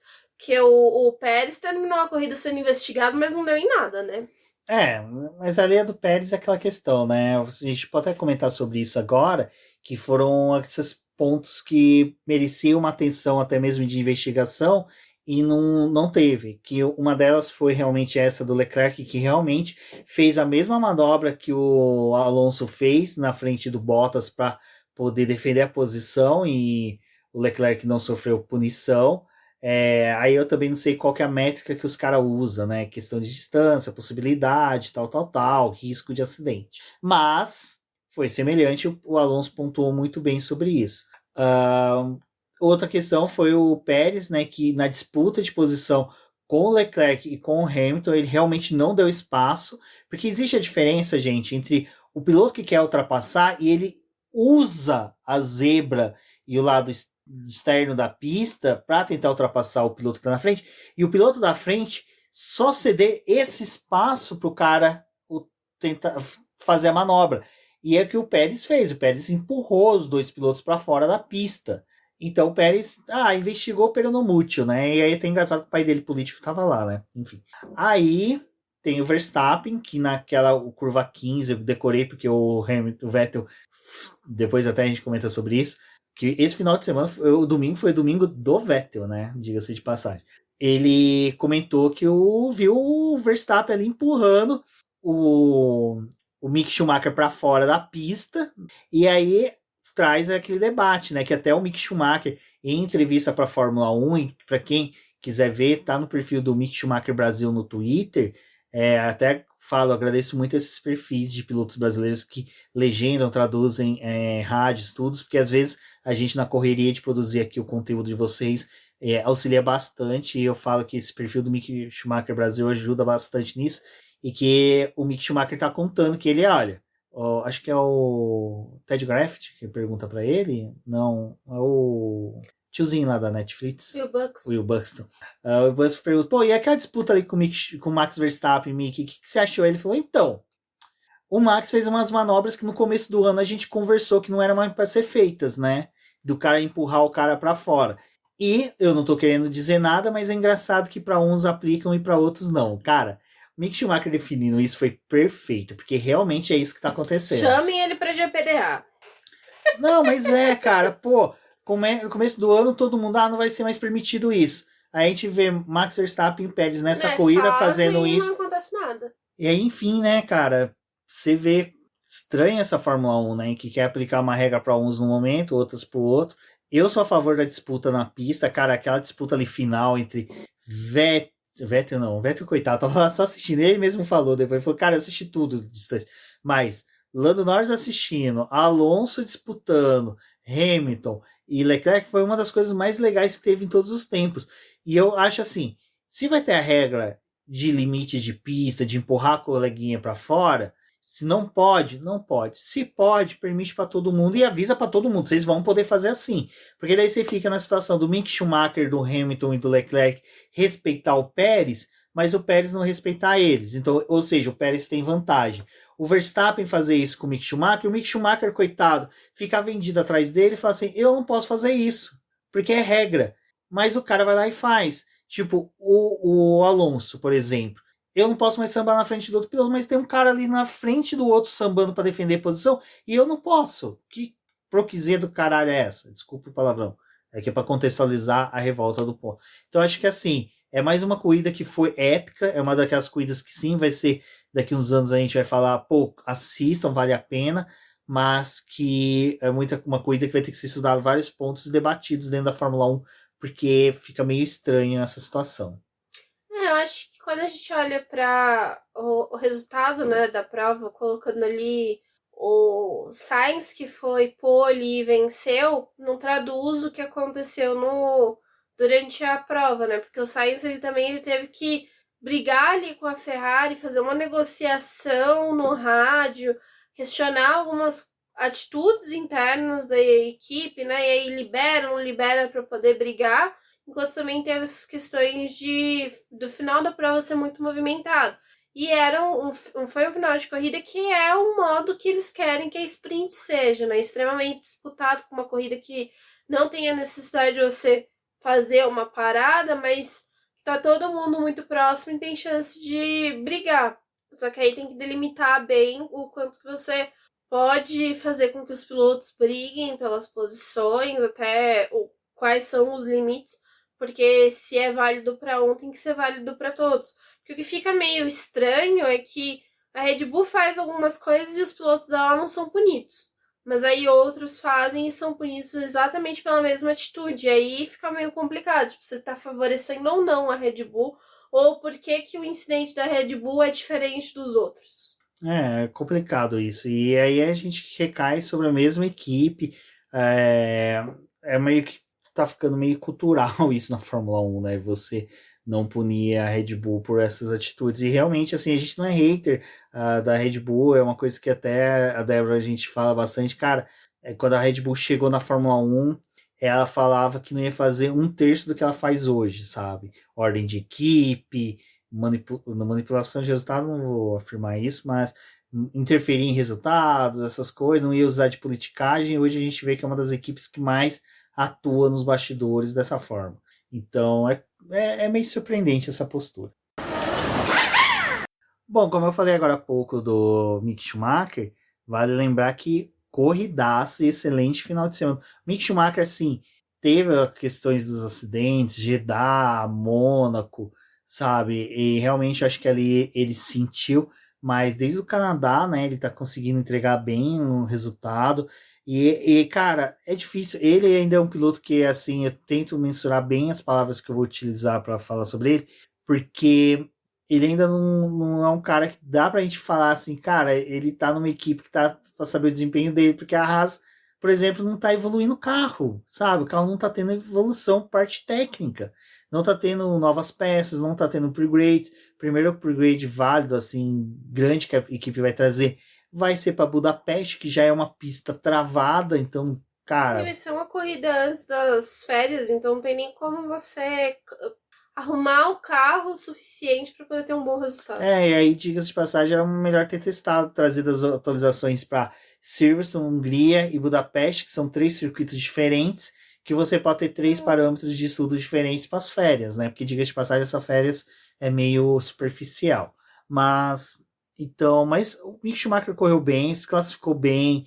O Magnussen foi o cara que ficou meio apagadão o final de semana inteirinho, mas o Mick Schumacher foi o cara que realmente entregou, conseguiu boa pontuação, disputou de forma brilhante ali contra o Max Verstappen 2 vezes, né?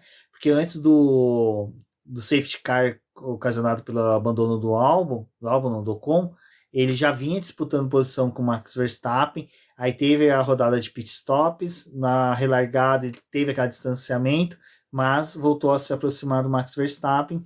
Então, assim, torcer para que seja o pontapé inicial da crescente que ele venha a ter dentro da Fórmula 1. Mick Schumacher é um piloto que, para quem acompanhou na época que a gente falava, fazer algumas lives sobre a Fórmula 2, a gente falava sobre isso, que o Mick Schumacher é um piloto que demorava para se adaptar à Fórmula 1. Ano passado não era parâmetro, porque ele estava com um carro que era praticamente 2 anos defasado comparado com os demais, e agora que ele está tendo um carro mais próximo, ele começou a ter realmente a sua adaptação agora. E falando de adaptação, depois a gente comenta um pouquinho sobre a McLaren. Acho que foi bem legal ele ter conseguido esses primeiros pontos, né? Pode ser um up aí para a equipe conseguir mais pontos ao longo do ano, mas A Haas, ela tá tendo classificações difíceis e corridas em que às vezes eles conseguem trazer alguma coisa ali, se aproveitar dos abandonos. Essa corrida também é meio difícil de dizer o quanto que eles foram bem ou não na pista, porque teve muitos abandonos, então, tipo assim, tirando as outras 4 posições fora da zona de pontuação, ou você estava na zona de pontuação ou não. Poderia ter sido os 2 carros que ia ficar fora da zona de pontuação? Poderia. Mas tinha um pouco mais de chance de pontuar olhando para com quem eles estavam disputando. A Haas, ela foi em estratégias diferentes para os 2 pilotos. A do Mick foi acompanhando o restante do pelotão, porque ele estava numa posição melhor em pista. Mas do Magnussen também foi uma estratégia, não foi ruim ali, ele conseguiu também ultrapassar o Latifi no final da prova, então colocou eles ali numa situação de pontuar com os 2 carros. Não é aquela pontuação maravilhosa, porque é os pontos de um 8º lugar e de um 10º, que rende tipo, só um ponto no 10º lugar, mas para a Haas é importante porque eles estão brigando diretamente com a Aston Martin, né? Então a Haas está na frente agora com 20 pontos e a Aston Martin tem 18. Bom, só para dizer que não falarei das flores, vamos comentar aí sobre a McLaren e a Red Bull do nosso querido Verstappen, que assim, Verstappen teve o carro danificado, até o detrito de uma das AlphaTauris acabou perfurando o pneu dele, então é aquela coisa, né? Não tem muito que se brigar sobre isso. O carro aparentemente ficou danificado e isso prejudicou o desempenho dele. Mas um detalhe que até eu pontuei engraçado, a Débora também comentou comigo durante a corrida, eu acho que foi ela também que trouxe o assunto primeira vez, foi que o Verstappen meio que se tornou o que o Lando Norris era no passado, de que o carro apresenta um problema e fica martelando aquilo, martelando e entra em desespero. E ele quer que o carro fique bom na base do grito no rádio, né? E isso é uma coisa assim que, para mim, eu acho muito espantoso. Leclerc tem isso, alguns pilotos têm, mas só que é muito mais acentuado nesses. O Lando Norris foi um cara que parece que este ano já está mais tranquilo. Entrando na McLaren, o Lando Norris vinha fazendo uma corrida discreta, a corrida que a McLaren podia fazer com o carro dele, não tinha muito a evoluir. Uma pena, o Daniel Ricciardo estava tendo um desempenho um pouquinho aquém do que era desejado, mas isso já é uma coisa já muito falada aqui, não tem muito o que eu dizer.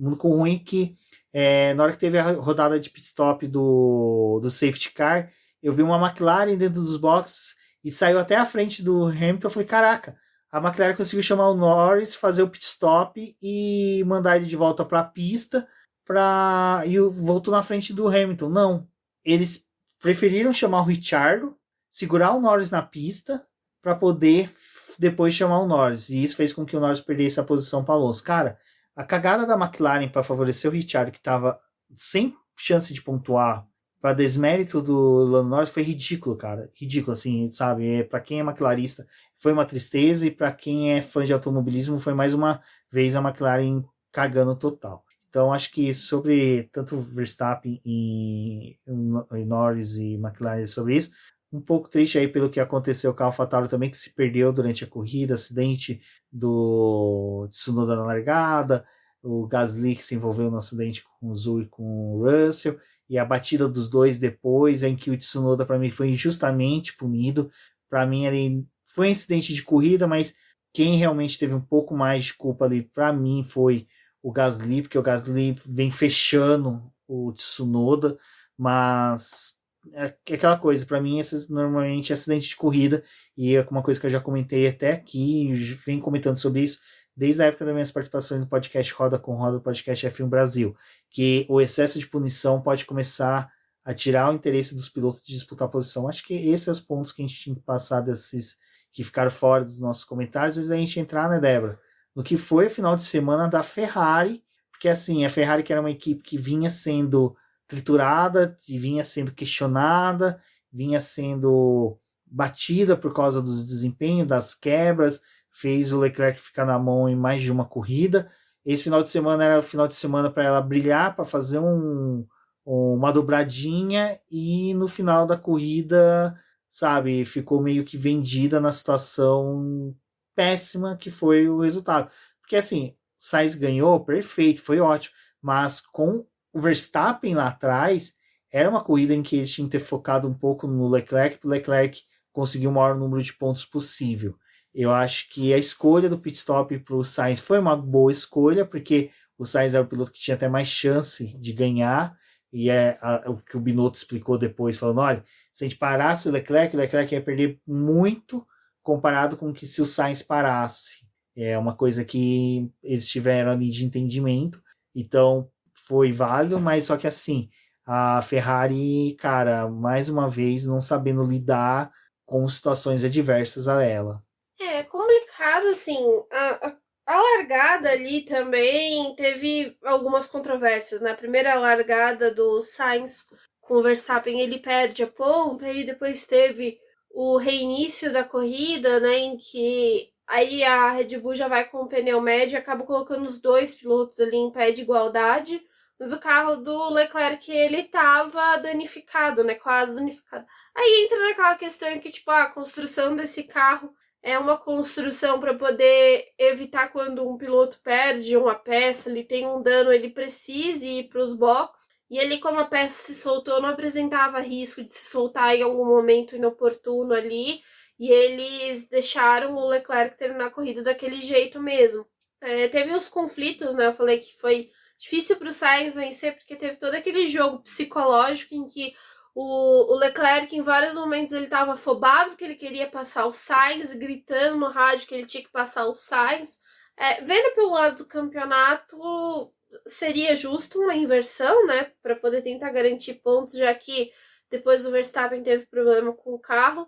Mas, por outro lado, tipo, aí tem a questão do que o Sainz é um piloto muito consciente dentro da pista, assim, tipo, estou esperando o momento agora pra frente, talvez ele erre, mas até agora eu vejo ele como um piloto muito consciente, que ele tem noção do que tá acontecendo na pista, e aí teve aquela negociação ali de, você tem que virar 1,32,2, porque senão você vai ter que dar a posição pro Leclerc. E você olha, tipo, o Leclerc não tava virando esse tempo, e o Hamilton tava numa situação completamente diferente, que o Hamilton é o Hamilton, né? A gente sabe o quanto que às vezes ele guarda pneu ali e consegue tirar voltas de ritmo de classificação, né?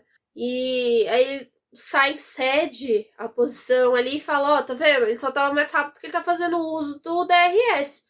O Sainz também ficou um tempo ali atrás do Leclerc usando o DRS, virando melhor porque ele tava nessa situação. Então tem essas coisas, né, ali da Ferrari, mas é difícil definir esse final, porque todos ali mereciam, sabe? Tipo, o Hamilton merecia vencer para poder ter a vitória, tipo, ter pelo menos uma vitória esse ano e garantir o recorde que ele tem de ter vitórias em todos os anos que ele correu. O Sainz merecia a primeira vitória dele depois da pole e também do controle que ele tava tendo ali da corrida. Tipo, o Leclerc, ele tava afobado com o Hamilton, mas, cara, eles tinham que se preocupar ali mais entre os dois do que o que tava acontecendo com o Hamilton. Porque se você tem um trabalho de defesa ali, você consegue conservar as duas posições. A outra questão é com relação ao final da corrida, né? É muito arriscado fazer um pit stop duplo, às vezes dá certo. A Ferrari já fez esse ano pit stop duplo, mas foi em uma outra situação. É complicado fazer isso. E também, às vezes, parar o Leclerc significa fazer os seus adversários ficarem na pista. Para fazer o Leclerc, tipo, voltar numa posição em que ele ia ter que perseguir alguém para ganhar a posição na pista. Então é meio complicado também esse jogo. Acho que a Ferrari acertou. Ele ainda tinha pneu duro ali, ele conseguiu brigar em alguns momentos. Foi até crítico, né? Porque o Sainz fala no rádio, peçam pro Leclerc não resistir, porque eu vou atacar, eu tô com o pneu macio. E a Ferrari, tipo, tá, vocês se virem aí. O que eu achei... Nossa, teve uma hora que eu achei muito bom, gente, que foi o Leclerc. E aí, mas vocês vão me deixar brigar ou não? Leclerc, a gente vai ver aqui, te dá um retorno, sabe? Tipo, a gente faz o quê? É que a gente deixa eles se arrebentarem ou, né, vão garantir ponto ou vamos ser a Ferrari boazinha que deixa todo mundo brigar? A Ferrari vive as suas dualidades ali com esses dois, né? E só pra poder pontuar o final da corrida, tinha muito que o Leclerc fazer, né? O Sainz, ele foi brilhante. Passou o Leclerc, resolveu o problema e sumiu. deixou o pessoal Não, quebrando sumiu o não. pau lá Ele atrás. ficou uma distância moderada pra Que dava pra ver assistir, no retrovisor, pra assistir né? no retrovisor toda a disputa. Largou o pessoal lá quebrando pau. Nossa, gente, o Leclerc nesse momento, parabéns, viu? Brilhou. Nossa, tudo que ele tava enchendo o saco na corrida inteira, ele resolveu ali quietinho, sabe? Ai, às vezes, Ele merecia o pódio. merecia o pódio, sabe? O pódio ele merecia. O do Pérez, só pra trazer o Pérez também pra conversa, porque ele termina no pódio, né? O Pérez foi uma questão, assim, tipo, uma oportunidade. Veio o safety car no momento que ele precisava, porque ele precisava fazer 2 paradas, usar 2 tipos de pneus, né? Nem a parada obrigatória, mas é utilizar 2 tipos de pneus. E a Red Bull foi largando ele lá na pista, tipo, vamos ver o que acontece no final. Veio o safety car muito oportuno para ele, e ele fez essa parada aí dentro de um período em que você não perde tempo, né? Então deu a oportunidade para ele poder brigar por um pódio. É difícil dizer se ele merecia ou não, porque pô, a corrida dele com o Leclerc lá no começo foi destruída porque ele teve que ir pro final do pelotão, remar tudo de novo. Era um pelotão um pouco mais curto, mas tinha, mesmo assim, é um desafio, né, escalar. Só que, tipo, pro Pérez foi muito oportuno a situação do O dele foi safety literalmente caiu no colo. assim, tipo, ele só teve que... Eu não gosto desse termo na Fórmula 1, mas no Ele caso não do Pérez. chega pra lá ali nos outros. Ai, gente, o Hamilton foi Então. brilhante na pista, assim, foi fantástico ver a forma como o Hamilton fez aquela primeira largada, que ele, tipo, já apareceu entre os 3 primeiros, e esse final de corrida, o Hamilton também merecia esse pódio. Esse pódio ficou muito curto pros que mereciam, sabe? Até arrisco dizer que o Alonso também merecia esse pódio. Do Hamilton, que eu não comentei ainda, eu acho que o que foi legal foi ele realmente ali, cara, pneu virando muito bem, ele virando muito bem com aquele pneu já velho, já consumido, e conseguindo entregar e soltando no rádio, não, meu pneu tá maravilhoso. Nunca tive pneus tão bons assim na Fórmula 1, então isso foi bem legal. Também outra coisa que foi uma pena, e é dentro do que até a Débora falou da questão do Pérez, era que se caso a McLaren tivesse chamado o Lando Norris no momento correto, ele tivesse preferido ele no lugar do Ricciardo, por exemplo, ele teria vindo à frente do Pérez, então quem sabe até ali o final da corrida teria sido diferente. Mas a questão que eu queria dizer é o seguinte, eu estou trazendo essas questões de chamar o Norris, de ter chamado o Leclerc, mas o posicionamento dos carros na pista estava um pouco complicado. Um exemplo é o do Leclerc, que o Leclerc, naquele momento que ele estava reclamando tanto que queria passar o Sainz, se a Ferrari tivesse dado a primeira ordem falando assim, Sainz, ultrapassa, quer dizer, deixa o Leclerc te ultrapassar, o Leclerc vai assumir a ponta, no safety car, o Leclerc já teria passado a entrada dos boxes muito, e os outros pilotos já estar entrando. Então, era bem provável que o resultado final da corrida seria quase o mesmo, com o Sainz parando no pit stop, tendo que colocar o pneu, o safety car só ia assumir mais a posição quando o Leclerc fizesse o pit stop e entrasse atrás dele, então ia ser um furdunço um pouco pior e não ia mudar muito o cenário da corrida. Eu acho que a Ferrari tinha muito mais informações do que a gente. Eu acho que essa cultura de que a Ferrari não sabe fazer estratégia, é ruim de estratégia, a gente às vezes não tem todas as informações que esses caras têm. Então, às vezes, a gente pode estar, culpando pessoas que não teve culpa mesmo. E até o Binotto falou no final, ele falou, cara, se a gente chamasse o Leclerc, o prejuízo ia ser muito maior. Eu acho que na questão até de posicionamento, enfim, que eles iam ter. É que também o risco de parar o Leclerc é que ele tava com a asa danificada, né? Tipo, fazer mais uma parada com o Leclerc, você poderia ter algum problema ali com aquela asa, né? Com o momento da parada. É um jogo que é difícil, assim. Tipo, a Ferrari, ela erra muito em estratégia. Isso a gente não pode negar, mas acho que nesse fim de semana não tinha muito o que ela fazer. E por talvez mérito... né? O Sainz esse final de semana merecia mais. Mereceu a vitória. Merecia muito mais. Mereceu bastante. Teve um momento que eu perdi a paciência com o Leclerc, assim, tipo, com as falas dele no rádio, porque eu acho que chegou numa situação no campeonato que a gente ainda tem bastante corrida pela frente, Mas acho que a Ferrari ela não vai ser mais capaz de buscar o que a Red Bull já conseguiu até agora. E agora é mais uma contenção de danos com relação à Mercedes. Então é mais importante você trazer o Sainz para perto do Leclerc em questão de pontuação, para você superar os pilotos da Mercedes, do que deixar o Sainz, tipo, vendido, sabe? Tipo, quando você conseguir uns pontos aí, você Ainda mais que a conseguiu. Mercedes só pontuou com carro, né? Foi o que o Binotto falou. Falou, gente, na frente, a gente era a única equipe com 2 carros. Mercedes, Red Bull, Alpine e McLaren estavam com um carro só. Então elas tinham estratégia, elas tinham vantagem na estratégia. Nós não, nós tínhamos que optar por um carro. Optamos pelo Sainz. Porque também é aquela coisa. Se optam pelo Leclerc E dá tudo errado. e dá tudo errado, foi a pior escolha. Para mim, a escolha da Ferrari foi certa. Ela ganhou a corrida. Ela não perdeu. O Leclerc, cara, o Leclerc, desculpa, ele fez uma puta de uma corrida. Ele fez uma corrida excelente. Mas naquele momento de desespero dele, era o momento dele chegar e, tipo assim, perguntar para a equipe qual que é a estratégia, o que a gente vai fazer? Com calma. Cara, é muita afobação. Acho que o Leclerc ele ainda não tem aqueles estralos de um campeão, que é do tipo, deixa eu ter a leitura da corrida, ver o que tem daqui para frente. Que é que o Sainz estava comandando os 2 carros na corrida inteira. Sim. O Sainz ele tava tendo controle dos 2 carros, assim, em questão de estratégia. Tipo, bom, mas o quanto que ele tá andando mais rápido. E, cara, o Sainz ele tem noção do quanto que o Leclerc tava andando. Porque ele tá com o Leclerc atrás dele. Tipo, ele tem essa ideia, Sainz, não é uma venda. E o Sainz tem aquela bagagem do cara que sabe. O cara que tá atrás de mim, ele vai estar mais rápido mesmo, porque tem 2 zonas de DRS aqui, ele vai virar mais rápido do que eu. O quanto que era prejudicial a chegada do Hamilton, tipo, o quanto que ia acontecer. Porque assim, o Hamilton ele tinha provavelmente chances de ganhar a corrida. Pro final ele tinha. Mas o quanto que isso ia realmente afetar, tipo, o quanto que ia prejudicar a corrida da Ferrari. Eles também tinham que pensar nisso, não era só, tipo, vamos inverter os 2 aqui. Porque também nessa questão de fazer inversão em pistas, às vezes você prejudica o outro cara, né? Sim, porque na hora que você faz inversão, quem vai ceder a posição tem que desacelerar. Não é só isso. Então, assim... Os motores da Ferrari não tá muito bom pra poder ficar fazendo uns negócios malucos aí não, né? Porque eles tiveram problema de motor esse final de semana de novo.